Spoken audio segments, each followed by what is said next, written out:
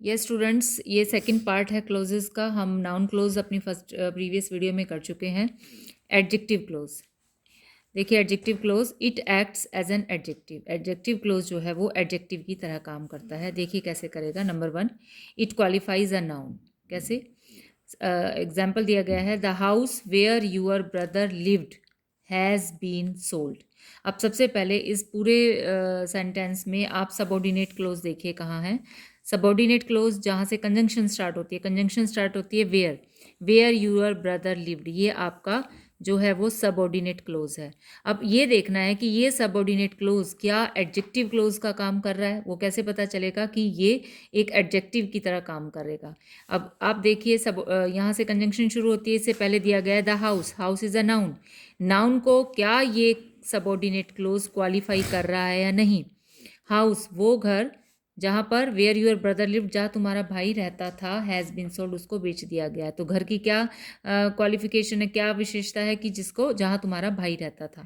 तो ये इस नाउन को क्वालिफाई कर रहा है, इसलिए ये जो सबऑर्डिनेट क्लोज है हम कह सकते हैं कि ये एडजेक्टिव क्लोज का काम कर रहा है। सेकंड देखिए, it also qualifies a pronoun. He that climbs to high is liable to fall. अब कंजंक्शन कहाँ से शुरू हो रही है, दैट से। दैट क्लाइम्स टू हाई, ये सबऑर्डिनेट क्लोज हो गया। अब देखना है हमें कि क्या ये सबऑर्डिनेट क्लोज हमारा एडजेक्टिव क्लोज का काम कर रहा है या नहीं।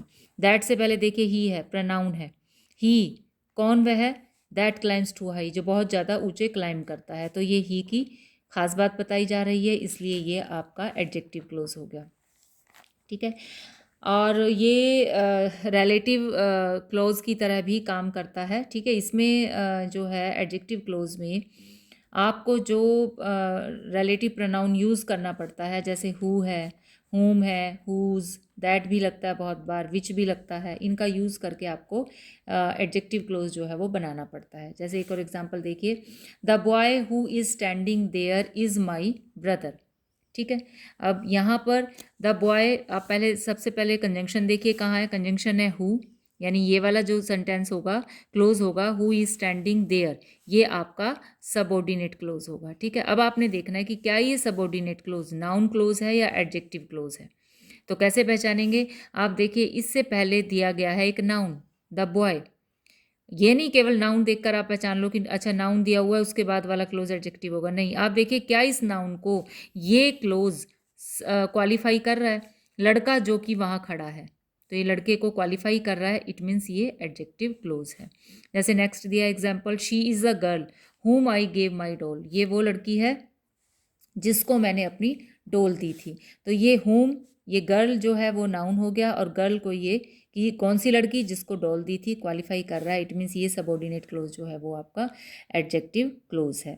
अब कुछ जो लिंकर्स हम एडजेक्टिव क्लोज में कंजंक्शन जो यूज़ करते हैं, एक बार उन पर नज़र मारते हैं।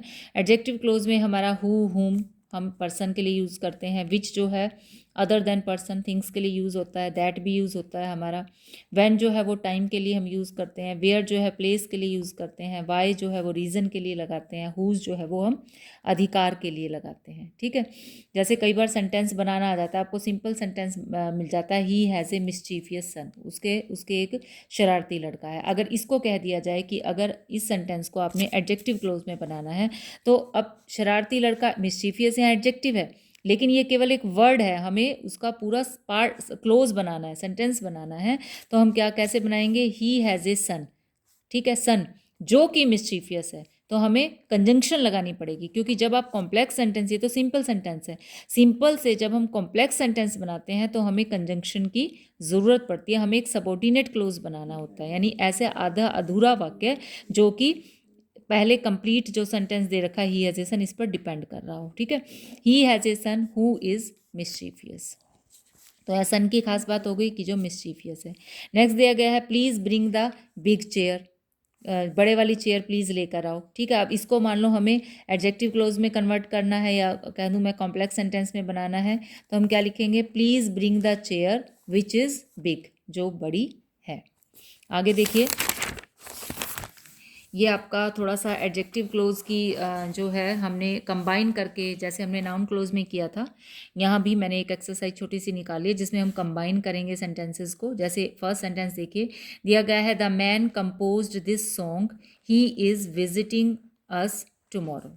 ठीक है, तो यहाँ दो सेंटेंस है, the man compose this song और he is visiting us tomorrow. आपने एडजेक्टिव क्लोज बनाना है, इस ढंग से इसको करना है। सबसे पहले आपको ये याद रखना है कि आपको इन दोनों को कंबाइन करने के लिए एक कंजंक्शन की ज़रूरत पड़ेगी। ठीक है, अब आप क्वालिफाई किसको करेंगे, पहले इन सेंटेंसेस में ध्यान से देखिए, द मैन और यहाँ पर लगा है ही किसके लिए लगा है, मैन के लिए ही लगा है, तो जो रेपिटिशन है वो ख़त्म हो जाएगी, ही जो है वो यहाँ से हम हटा देंगे। ठीक है, यानी हम मैन को क्वालिफाई करेंगे, the man who composed this song, who composed this song visiting us tomorrow, कि वो आदमी विजिट करेगा जिसने ये गाना कंपोज किया था। ठीक है, तो यहाँ मैन को क्वालिफाई कर रहा है ये वाला सबऑर्डिनेट क्लोज। अगला है, the man was sitting at the desk, he was the manager. अब ही भी क्या है, यही आदमी है जिसके बारे में जिक्र करा है। ठीक है, यानी हमें मैन को ही रिपीट हो रहा है, ही को आप छोड़ देंगे, इस मैन को हम क्वालिफाई करेंगे कि वो आदमी जो डेस्क पर बैठा है वो मैनेजर। ठीक, the man who was sitting at the desk was the manager, तो पर्सन है तो हम हु का यूज़ करना पड़ेगा हमें। थर्ड है, I met Mohan he gave me 10 rupees. तो अब मैं मोहन से मिला, ही जो है किसके लिए यूज़ हुआ है, मोहन के लिए यूज़ हुआ है, यानी आपने मोहन को ही क्वालिफाई करना है।